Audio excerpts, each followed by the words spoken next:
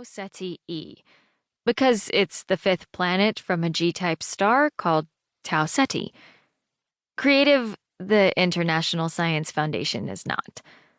But despite its less than poetic name, Tau is kind of perfect. Scratch that. It isn't kind of anything. Tau is perfect.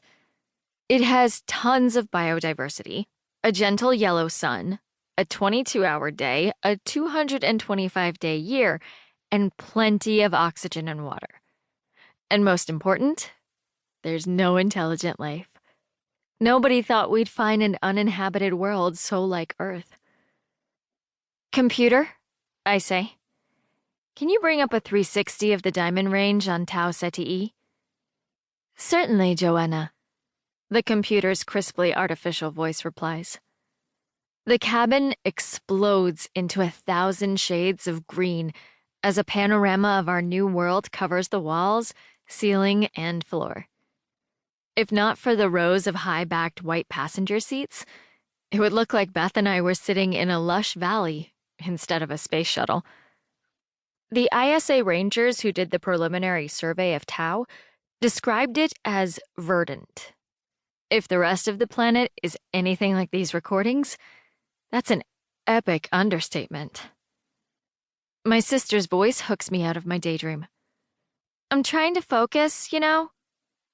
Beth came straight from her doctoral thesis defense. She's still all dressed up, but she's been dissecting her long French braid as she works, so her muddy red hair is a hurricane. Beth's advisors at MIT didn't think she could finish before we left. She ignored them, of course.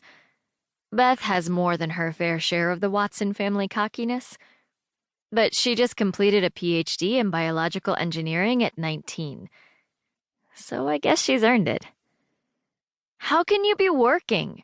I fire back without changing the display. Today of all days. How can you be so emotionally compromised by a transition we've been anticipating since before you were born? She punctuates the question with a single raised eyebrow. I am not emotionally compromised. I'm excited. I throw my arms wide to take in the panoramic image of our new world. Aren't you excited? Of course, Beth says. But our long-term food supply depends on my stage 3 genetic calculations being right. So can we just... She gestures to the wall screens rather than finishing the sentence. My flex buzzes gently on my wrist. It's an alert from the navigation app. We're approaching the Pioneer anyway, I say. I call to the computer. Switch to exterior cameras, please. Certainly, Joanna, it replies. The wall screens flicker from the rich tapestry of green to the view from the wagon's exterior cameras. As always, the black glitter of space fills my stomach with butterflies. Near-Earth orbit is crowded with stations, ships, and space junk, but it's still beautiful. Below us, dawn looks like an ultraviolet rainbow sliding the dark back across the planet. The Pioneer is in orbit just beyond that bright line, basking in sunlight. Deep-bellied and trailing long space-time stabilizer fins, she looks like a luminescent space whale. The silver flecks of her satellites cling to her back like bubbles running over her skin.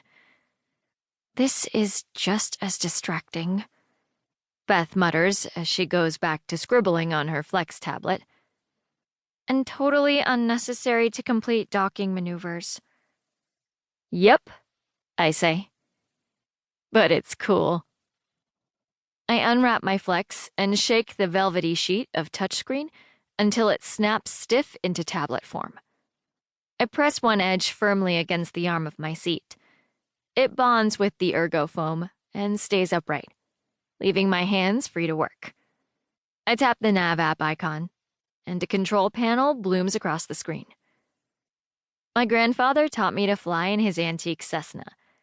The cockpit was full of levers and handles and gauges you had to keep track of all at the same time.